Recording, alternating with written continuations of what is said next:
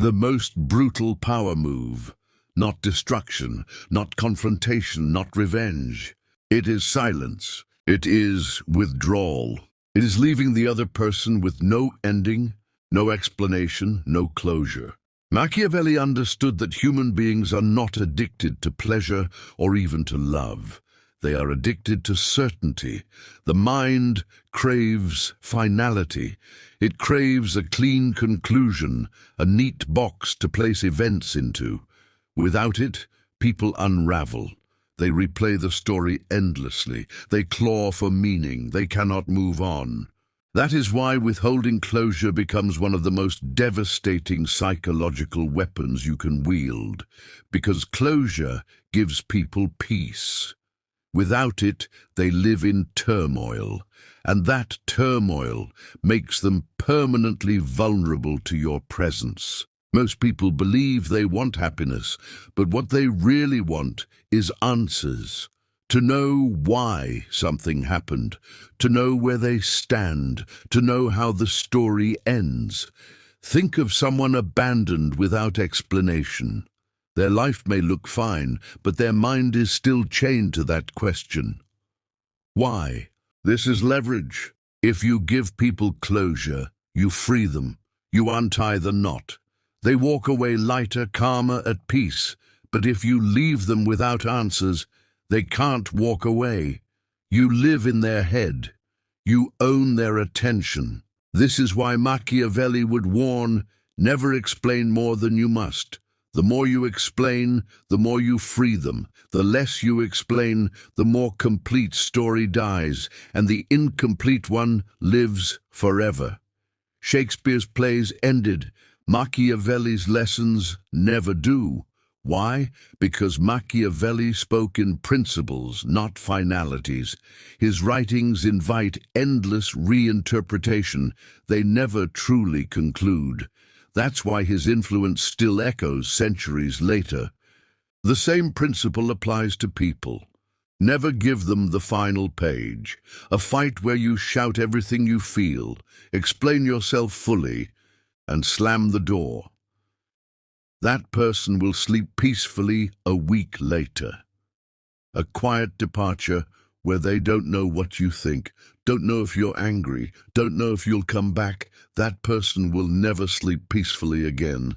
The unfinished holds more power than the finished because the mind cannot leave a puzzle unsolved. Machiavelli wrote that it is often wiser to appear less transparent than you are. When you leave people guessing, they begin doing the work for you. If you don't explain yourself, they start inventing explanations. If you don't reveal your intentions, they start imagining your next move. If you don't give them closure, they start rewriting the story 1,000 different ways. Each version they imagine keeps you alive in their mind. They can't escape you. And the beauty, while they waste energy spinning theories, you move freely, untouched by their turmoil. You've already moved on, but they remain trapped in the absence you left behind. Look at how often people demand closure. In relationships and arguments and betrayal, they say, just give me honesty, or I just need to understand. What they're really asking is, please free me. They think knowing the truth will heal them. They don't realize that closure is often nothing but a final illusion. A person begging for closure is really saying, take away my dependence on you. Release me from your hold. If you give it to them, you lose leverage. If you withhold it, you remain the one thing they can't stop circling back to. Machiavelli would say, if you want control, never give people the key to their own escape. We live in a culture obsessed with healthy communication. End things properly. Be clear. Be transparent. Get closure. But ask yourself, who benefits from this? Closure benefits the other person, not you. It gives them peace. It gives them freedom. It allows them to walk away with their head high, feeling satisfied. Why should you give that gift? If someone has wronged you, betrayed you, or underestimated you, silence is colder, sharper. more unforgettable than words. You don't curse them. You don't scream. You don't explain. You just leave. And now they're left carrying the weight of an unfinished sentence forever. Every explanation you give is a rope you hand them. With enough explanation, they climb out of the pit of confusion and free themselves. Machiavelli would advise, never over-explain. Speak less than you know. Reveal less than you think. Leave gaps in every story. Because the mind cannot stand gaps. It will fill them in with imagination, with paranoia, with endless replaying. And imagination is always harsher than reality. Silence makes their own mind your weapon. The lover, you end things with a long message explaining why. They cry, process, and heal. Months later, they've moved on. But if you end things without a word, leaving only questions, they never stop thinking of you. They wonder if you'll return. They wonder what they did wrong. You linger in every relationship that comes after. The enemy you fight back against, screaming all your reasons, they know exactly why you cut them off. Closure makes them feel justified in hating you. But if you walk away without a sound, they're stuck replaying the fight alone. They can't prepare against you because they don't know what you're planning. The colleague you explain why you disagree with? They nod, they accept, the conflict ends. But if you withhold, let the tension hang and never clarify, they spend weeks second-guessing what you think of them. Their uncertainty is your dominance. Fear fades. Threats lose impact. Even pain dulls over time. But uncertainty, that never leaves. The absence of closure keeps the wound fresh, because the mind doesn't know how to stitch it shut. It bleeds every time the thought returns, and people cannot stop returning to the thought. This is why Machiavelli would say, closure is mercy. Mercy is power. Withhold it. When you deny someone closure, you deny them peace. And without peace, they remain bound to you. So what is the true lesson here? If you want power, don't give people peace. If you want to control, don't give people the ending they crave. Silence, mystery, absence. These are your greatest weapons, not because they destroy people, but because they leave people destroying themselves in your name. And when their own mind becomes your prison, God, you've mastered one of the darkest and most effective laws of psychological leverage. A clean ending is a release. An unfinished story is a prison. Closure lets people rebuild, but suspense leaves them circling, searching, obsessing. That's the essence of Machiavellian law of psychological leverage. You don't hurt people by striking them. You hurt them by never finishing the sentence, by leaving their mind running laps in your silence. Always a step behind, trying to catch up to a version of you that no longer exists. Because once you leave someone without closure, they do the rest to themselves. They begin to invent reasons, blame themselves, blame you, rewrite the past, try to understand, reach out, seek revenge, and eventually spiral right back into dependence. And you, the one who walked away, don't have to lift a finger. You've already won. Here's the key. When you leave someone without closure, you create emotional imbalance. You walk away closed. They walk away open. And that open loop dominates their subconscious. Even if they pretend it doesn't, they say they've moved on, they act like they don't care, they post, laugh, talk, they're performing. Because the real story never ended. The dynamic becomes asymmetrical. You've processed it. They are still processing. You are silent. They're thinking in monologues. You've closed the file. They're stuck on the same page. This imbalance is not cruelty. It is advantage. Machiavelli would see this not as manipulation, but as positioning. You maintain power not by controlling people's behavior directly, but by remaining the unsolved question in their minds. As long as they're still wondering about you, you still control the field. One of the most powerful applications of this law is what we now call ghosting. But ghosting isn't always emotional immaturity. It can be weaponized. Used consciously, it becomes a tool of disorientation and control. How it works: you create a connection, deep, fast, intense. You mirror their emotions, reflect their needs, bond deeply. Then you vanish. No argument, no closure, just silence. Now they're stuck in a vacuum, emotionally revved up with nowhere to go. They begin to overanalyze, blame themselves, feel rejected, feel abandoned. And you're untouchable. You're everywhere and nowhere. You've become a phantom inside their psyche. The result? They dream about you, they hate you. They want to fix things, they stalk your behavior, they build narratives where they win you back. All of it is energy spent on you. And that energy is leverage.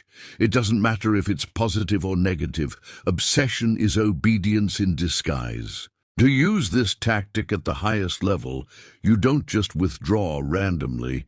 You engineer the moment of departure. Here's how to do it with surgical precision. Step 1. Give them a peak emotional experience right before you vanish. Give them a surge, a deep phrase, a passionate connection, or a vulnerable moment. This creates contrast, and contrast creates memory. Step 2. Leave at the high point. Most people end relationships during conflict or decline. You disappear when things are intensely good. This confuses the mind. It violates the expected story. And now they're addicted to a high they never got to finish. Step 3. Say nothing. Not "I can't do this," not "it's not you," not "I need time." Say nothing. The less you give, the more their imagination takes over. Silence breeds projection. Is step 4. Reappear subtly, optional.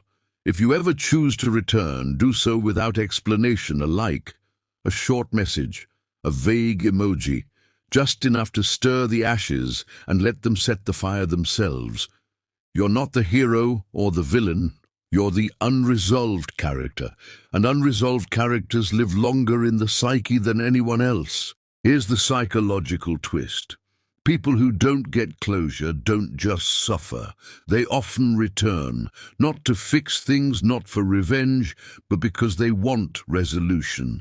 And their mind tells them, you need to go back to end this the right way. But there is no ending, that's the design. So they reach out, and when they do, they're in a weakened state. They're no longer negotiating from a place of strength. They're negotiating from confusion. You now hold positional advantage, emotional detachment, and narrative control. They've been thinking about you. You haven't been thinking about them. That gap is the root of psychological dominance. Machiavelli's philosophy was not about cruelty for cruelty's sake. It was about control. About placing yourself in a position where others are always responding to you, not the other way around. Never giving closure aligns perfectly with this doctrine. Because when you leave someone without resolution, you force them into your tempo. You force them to internalize you. You eliminate their sense of self-determination. You insert yourself into their emotional framework. And from there, even your silence becomes a command. You never ask for loyalty, but they give it. You never demand attention, but they focus on you. You never justify leaving, but they chase your reasons. This is not emotional recklessness. This is called strategic leverage. The kind of influence that cannot be taught or faked. It's earned through one brutal decision. Don't explain. Don't close the door. Just leave it open and let them wonder. Accept this. That's why people don't need permission to leave you, but they need permission to forget you. And when you don't give them that permission, when you withhold closure, you become part of their identity, not a memory, a scar, a reference point. And that reference point follows them everywhere. But Machiavelli's true genius was never in merely causing obsession. It was knowing how to position that obsession in public, so that others not only remain loyal, they defend you, serve you, and chase you, even in your absence. This is where psychological leverage becomes political.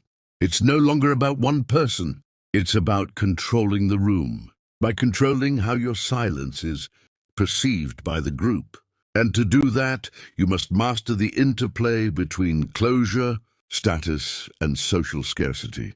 When someone doesn't get closure from you, they go searching for it elsewhere.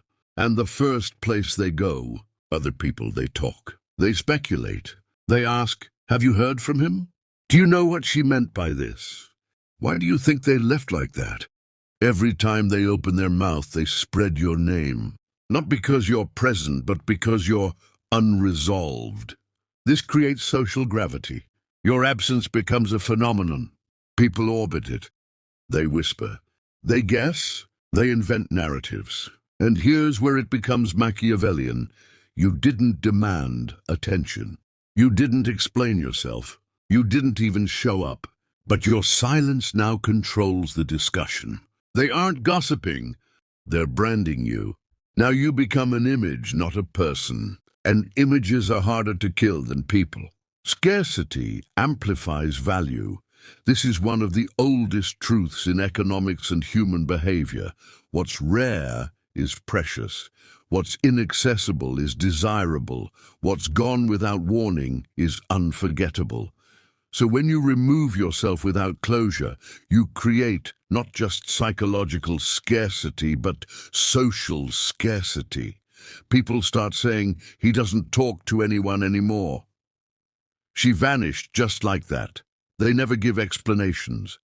And that scarcity becomes reputation. Even if people resent you, they respect your control.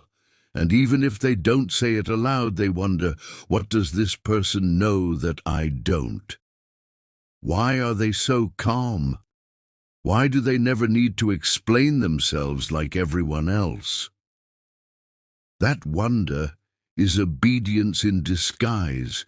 It means you've risen above the need for validation, and when others still crave closure, you become above them, not by status, but by emotional independence. That is the rarest trait in any social environment. And rare traits, like rare metals, always gain value. Here is the paradox. Machiavelli would appreciate that the more someone feels confused by you, the more they need to reaffirm loyalty to you publicly, just to make sense of their own identity. They may not know where they stand with you. They may feel neglected, rejected, or misunderstood, but to protect their ego, they defend you to others. Why? Because admitting they never got closure would mean admitting they weren't important enough. They lost control. They're still confused. They've been chasing someone who no longer chases them. So instead of admitting that, they explain away your behavior as mysterious, intelligent, or deeply principled. They do your PR for you. They preserve your reputation to preserve their dignity. That's first-class leverage you can't buy, and you didn't even speak. There's a term Machiavelli would use to describe this: untouchable legitimacy. It's not given, it's felt. And it can only be built through contradiction. You must be present but distant, remembered but unreachable, respected but not available, admired but never completely understood. This balance creates a kind of emotional mirage. People chase you, speak of you, swear loyalty to you, but you'll never fully arrive. And because you never give closure, they never stop trying to reach. The pursuit becomes their cage. You become the warden. And they love the prison because the alternative, indifference, is too painful to bear. This is how emotional confusion becomes ritualized loyalty. They will check your messages years later. They will re-watch your words. They will study your silences. And eventually, they will teach others your legend simply to validate their own unfinished story. Once you've created this effect, this loop of confusion, loyalty, and social speculation, your only job is to never disrupt it with excessive clarity. Never try to set the record straight. Never explain yourself later. Never return to give closure. If you return, return without answers. If you speak, speak without explanation. If they ask, smile and say, some things don't need to be said. Maintain your silhouette. Never step back into full view. Because the power was never in what happened. It was in what was left unsaid. Would you burn it all down? Keep it breathing. This isn't a trick for the weak or insecure.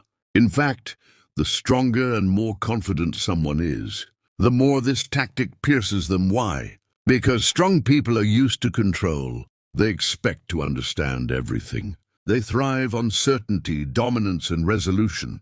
When you deny them that, when you vanish from their framework, refusing to let them categorize you, you challenge their self-image. You confront their ego. And now the strongest people start acting weak. They spiral. They reach out. They want answers. But you never give them what they want. Because that's the law. Never give them closure. Let their mind become your cage. Let their ego do your work. Let the silence rule louder than your voice ever could. Power is not about domination through presence. It's about lingering through absence. When you never give people closure, you don't just control their emotional state. You infiltrate their reality. Every future decision they make is subconsciously shaped by the gap you left behind. The gap becomes sacred, untouchable, almost divine. This is the final transformation of Machiavelli's law, of psychological leverage from confusion to obsession and finally to myth. Because when a person can't close the chapter on you, they do the next best thing. They turn you into a story. And stories live longer than explanations ever will. Every person they meet after you gets compared to the ghost of your silence. Not because you were perfect, but because you were never fully real. You left before they could define you. You disappeared before they could dissect you. You stopped talking before they could destroy your mystery. And now, nothing else measures up. The closure they crave becomes the prison they live in. And as they struggle to understand why they can't move on, they unknowingly raise your status higher and higher in their mind. They tell others they were different. No one made me feel that way. I don't know why, but I still think about them. These are not compliments. These are symptoms of psychological submission. Because once someone starts defending your impact without your presence, they're no longer thinking freely. They're worshipping a feeling you engineered through silence. If you had told them the truth, if you had offered an honest explanation, if you had walked them step by step through your reasoning, they would have understood you. And once people understand you, they lose fascination.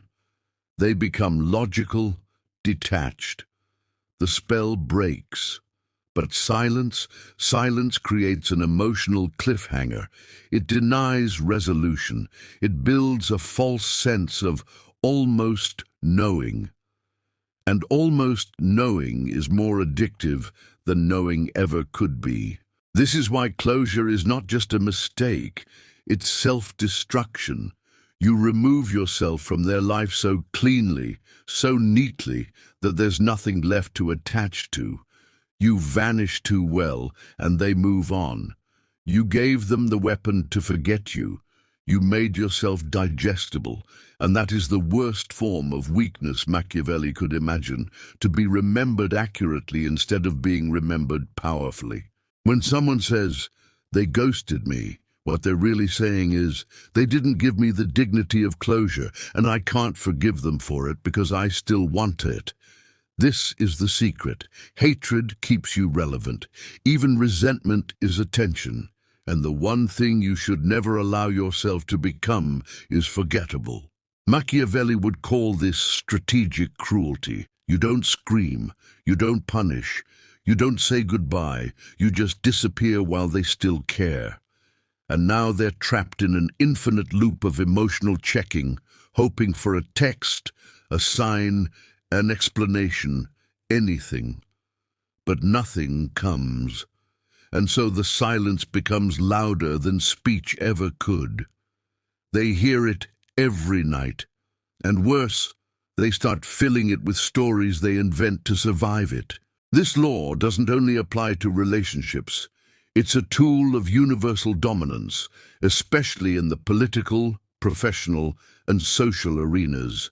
The competitor who never hears your strategy becomes paranoid. The employee you fire without feedback spends months trying to fix what went wrong. The friend you cut off without a fight keeps watching your life from afar, wondering if you ever miss them. The audience you stop feeding will chase your next word even more desperately because the absence hurts more than any message could satisfy. Never giving closure means you never allow others to feel done with you. And when they can't end the story, you remain in control of it forever. You don't need to become perfect. You don't need to be loved. You just need to remain unresolved. To leave behind gaps so emotionally charged, so specific to your presence, that no one else can ever fill them. No explanation can replace them. No closure can erase them. They will try. They will try. And the longer they try, the more powerful you become in their mind.